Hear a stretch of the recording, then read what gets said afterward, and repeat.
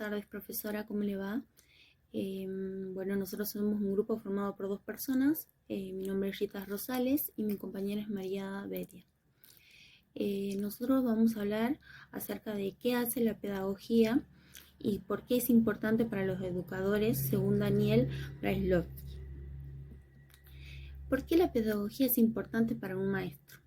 La filosofía es la madre de las ciencias, así la podemos llamar como la madre de las ciencias.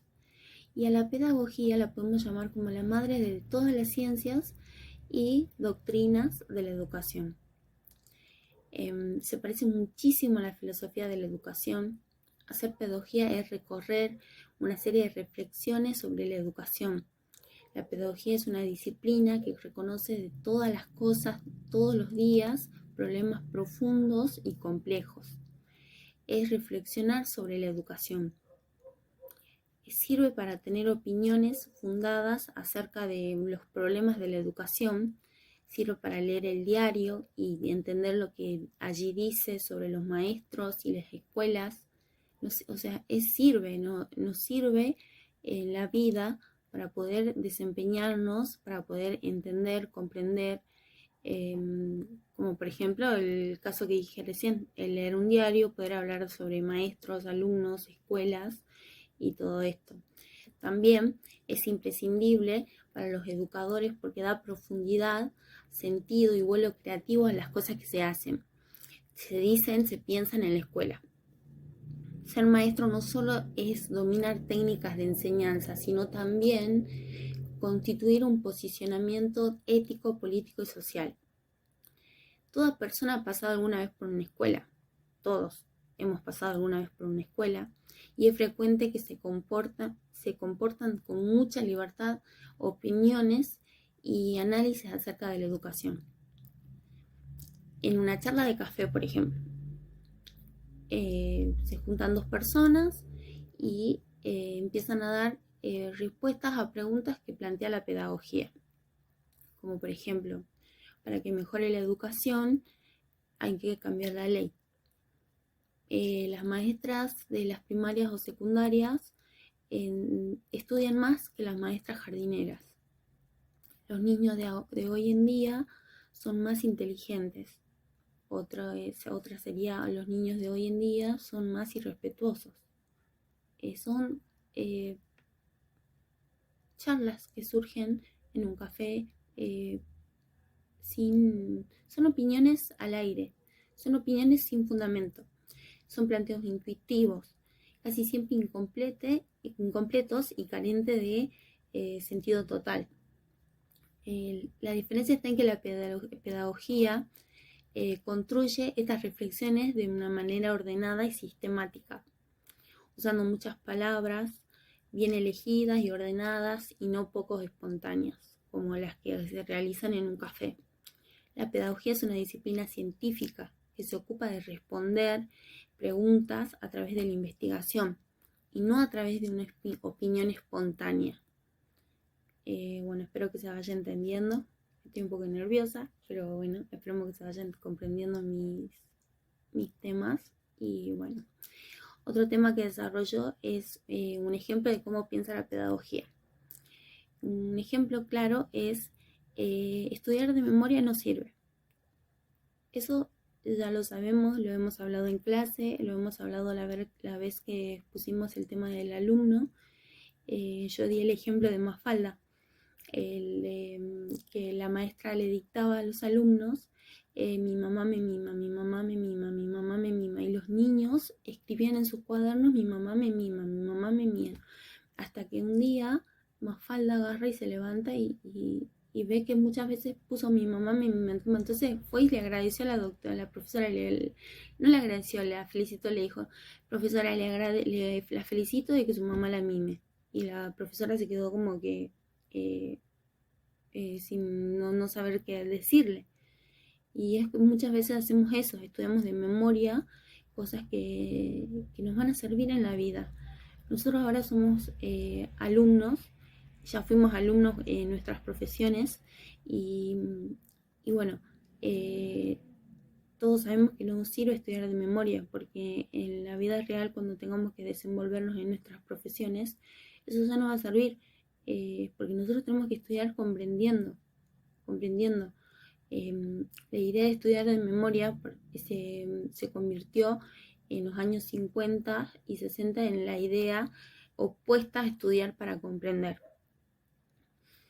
Y esta oposición relacionada con los modos de comprender en la sociedad, la cultura, la economía y la democracia que se transformaron a lo largo del siglo XX. O sea, en los años 50 y 60 estaba mucho la oposición entre estudiar de memoria y estudiar para comprender.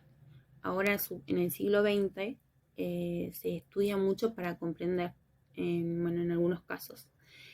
El alumno también debe aprender que cada nivel de escolaridad ciertos conocimientos obligatorios que los impone el Estado. Y esto lo hace para que el alumno se pueda desarrollar en un contexto y pueda compartir ideas similares con otras personas. Es por eso están los conceptos obligatorios que el Estado impone. Bueno, también otro tema que vamos a desarrollar es la pedagogía que nos ofrece un vocabulario. Cada día surgen nuevas palabras, todos los días surgen nuevas palabras que vienen a través de ideas, de sentimientos, todo. Entonces la pedagogía nos ofrece un vocabulario. A lo largo de los últimos siglos, muchas personas se sintieron fuertemente estas energías que fueron haciendo un gran esfuerzo de ponerles nombres que sirvieran para nombrarlas mejor, con detalle, con más ideas o mejor ordenadas. Estudiar pedagogía es también aprender ese vocabulario amplio y cambiante, porque el vocabulario es amplio y cambiante. Antes de cuestionar el vocabulario, las personas debemos empezar a usarlas, a balbucearlas, a medirlas, a probarlas, en ciertas conversaciones es ir utilizándolas porque son nuevas y así se vuelven de una forma u otra importantes las palabras que van surgiendo. El vocabulario de la pedagogía tiene sus vuelos, sus profundidades y su complejidad. Aprenderlo es un desafío a varios niveles. Inicialmente se trata de comenzar a balbucear, como decíamos hace rato, un manejo de palabras que ayudan a adentrarse ante un texto que parece difícil, y en los apartados de que quedan estos textos comenzamos a estudiar. O sea, empezamos a emplear las palabras en el vocabulario nuestro y parece difícil cada vez que incorporamos algo nuevo en nuestra vida. Obviamente incorporar un nuevo vocabulario, igual que cuando emprendemos a hablar, es difícil, pero la pedagogía se encarga de esto, de analizarlas, de darle su valor, su profundidad, su complejidad y todo, pero es un desafío para la sociedad misma. Otro tema a desarrollar es preguntas esenciales que formula la pedagogía. Como la didáctica se pregunta qué es enseñar, la pedagogía plantea una serie de preguntas referidas, por ejemplo, a la relación entre adulto o niño, los rituales de escolaridad, el sentido social de la escuela, la justicia educacional o el sentido de estudiar. Por ejemplo, yo voy a dar unos ejemplos de preguntas que se plantean en las escuelas, de las escuelas, por ejemplo. ¿Qué es una escuela? ¿Cómo llega la escuela a convertirse en lo que es? ¿Seguirá siendo siempre así o irá cambiando? Otro es el sentido de educar. ¿Para qué existen las escuelas? ¿Para qué una sociedad necesita escuelas y educación obligatoria? La justicia educativa, por ejemplo. ¿Es justa la escuela? ¿Les da a todos los chicos las mismas oportunidades de aprender y educarse? La relación adulto-niño. ¿Qué significa ser niño? ¿Qué hace falta para ser maestro? Son preguntas que invitan a pensar y a disponer de mayores elementos para pensar. lo que cada día hacemos con nuestros alumnos, colegas y familia. La pedagogía asume el esfuerzo de pensamiento y el análisis como su tarea principal. O sea, es la pedagogía que intenta respondernos estas preguntas que van surgiendo a lo largo de la vida. Por ejemplo, de qué es la escuela, como dije recién, si está bien que la escuela enseñe tales cosas, si la escuela va a cambiar. Son de diversos temas, diversas preguntas que la pedagogía es la que intenta responderlos. Bueno, con lo que acabo de dar, de explicar, bueno, hago una conclusión de que la pedagogía es muy importante, nos ayuda a reflexionar, nos ayuda a pensar. Ahora estamos cursando pedagogía y realmente es una materia muy linda, muy interesante, que nos ayuda a pensar, a ir conociendo el tema de la educación, de cómo desarrollarnos, cómo nos vamos a desarrollar, cómo nos vamos a comportar cuando seamos docentes. Entonces es una materia muy importante en la formación docente. También el otro tema, uno de los temas que vimos, estudiar de memoria. Todos sabemos que estudiar de memoria no sirve porque es para un momento y es solo para un momento, porque después te olvidas, estudias de memoria, estás golpeándote la cabeza diciendo mi mamá me mima, mi mamá me mima, mi mamá me mima, y después te queda tu mamá te mima.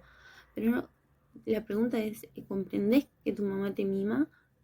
Igual cuando estudiamos de memoria, ¿comprendés lo que estás estudiando? Creo que como futuros profesionales, o sea, ya algunos ya lo somos, yo soy contadora, por ejemplo, a mí no me servía estudiar de memoria, a mí me servía mucho leer e ir comprendiendo, o por ejemplo que alguien me lea y me vaya explicando, y a mí me quedaba así.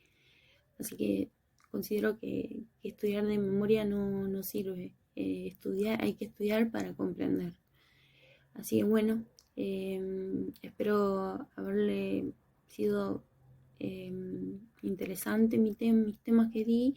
Y bueno, ahora mi compañera María Isabel Bedia va a continuar con los siguientes temas. Muchas gracias. Buenas tardes, profesora. Bueno, yo voy a hablar a continuación de mi compañera Rita Rosales. Voy a mencionar las 3 racionalidades o modos de pensar de la educación, ¿no? Estas teorías fueron nombradas por el autor Da Silva, un pedagogo brasileño, donde menciona que estas teorías tradicionales están la enseñanza, el aprendizaje, evaluación, metodología, didáctica, organización, planeamiento, eficiencia, objetivos. Son los que generalmente nos vamos a plantear dentro de una planificación. Y después las teorías críticas, la ideología, la reproducción social y cultural, el poder, la clase social, el capitalismo, relaciones sociales, concientización, emancipación, liberación, currículum oculto, resistencia, son los que vamos a tener en cuenta como docentes para poder explicar algún tema al alumno. Después están las teorías poscríticas. En las teorías poscríticas están la identidad, la alteridad, diferencia, subjetividad, significación y discurso, saber, poder, representación, cultura, género, raza, etnia, sexualidad y multiculturalismo. En estas vamos a tener en cuenta como docente al momento de dar una respuesta al alumno cuando nos haga una determinada pregunta, ¿no? Debemos tener en cuenta todos estos aspectos. Estas 3 teorías son importantes para la pedagogía, ya que con esta vamos a poder tener un pensamiento crítico y reflexivo para poder tener en cuenta y poder planificar un sistema educativo como docente.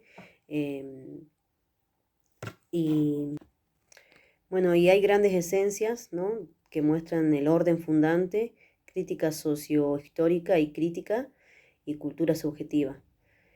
En estas mencionan los hechos históricos también, donde muestran, ¿no? Antiguamente cómo el sistema educativo fue cambiando, ¿no?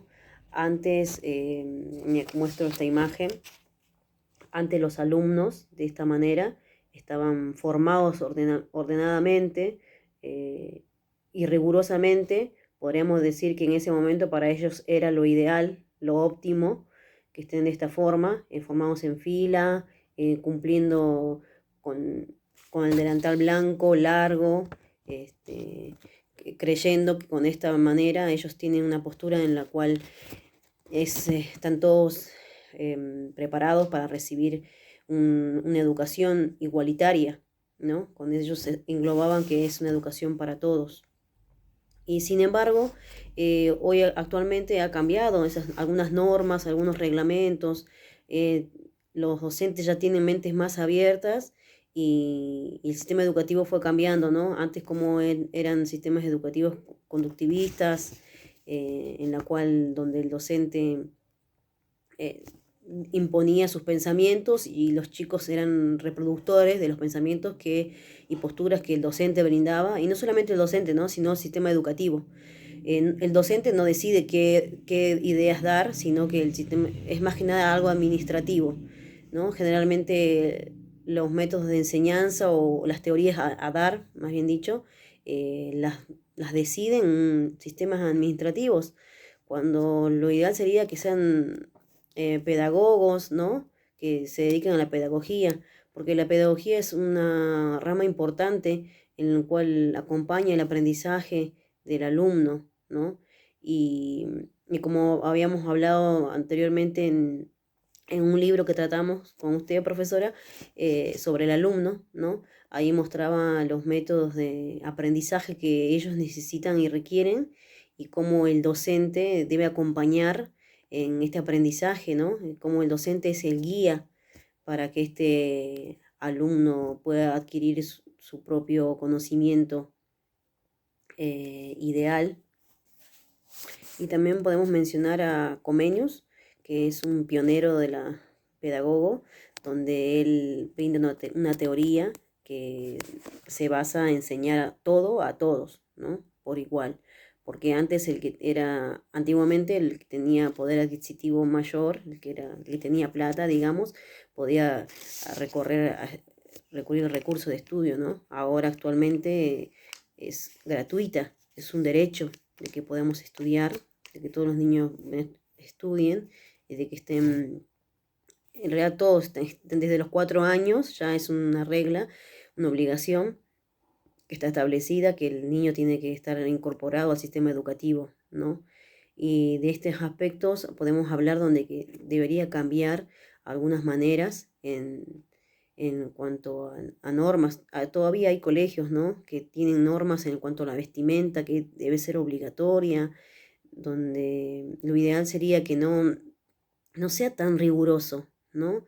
Que no es lo ideal la rigurosidad o el castigo o el premio, el castigo, ¿no? Sino enfocarnos en que cada individuo, cada alumno tiene una manera de aprender y tiene y se adapta a un determinado medio y no podemos tratar a todos por iguales. El hecho de que tengan un uniforme blanco o que vayan de la manera presentable posible y se presenten en el establecimiento no quiere decir que estén óptimos para aprender, ¿no? Porque también cuenta su contexto familiar en el que vive. Uno no sabe si el colegio por ahí es un escape para al niño. Entonces, como maestros también creo que deberíamos visualizar qué necesidad presenta el alumno, ¿no? ¿Por qué no aprende? ¿Por qué le cuesta? Y no castigar en cuanto a las notas también, ¿no? Y como padres, si vemos que a un alumno le va mal en matemática, ¿y por qué ponerle maestros particulares en matemática? Y por ahí no observamos que en artes plásticas tiene 10. En todos los trabajos tiene 10, 10, 10. Y por ahí deberíamos enfocarnos en brindarle apoyo y que vaya afuera del colegio a talleres de arte, en lo cual él se exprese y se explaye, se potencialice en eso, ¿no? Y no tanto en la matemática, que es obligarlo a que aprenda sin algo que no le gusta, ¿no? Ya igualmente es una materia obligatoria. pero ¿por qué castigar, una forma de decir al alumno, en que aprenda una materia que no le llama la atención y él se espera en otra, ¿no? Y bueno, podemos decir también de que no debemos quedarnos, ¿no?, con la historia, y es muy importante conocer los hechos históricos que atravesamos a lo largo del tiempo. Es importante conocerlos, ¿no?, porque algunas teorías vuelven, pero lo importante es avanzar en la pedagogía para ser buenos docentes y tener alumnos con capacidades independientes, que no dependan de nadie, sean independientes ellos y puedan ser profesionales idóneos, ¿no? Y seguir formándolos. Bueno, profesora, gracias por todo. Disculpe si fue muy breve mi texto. Gracias. Mi presentación.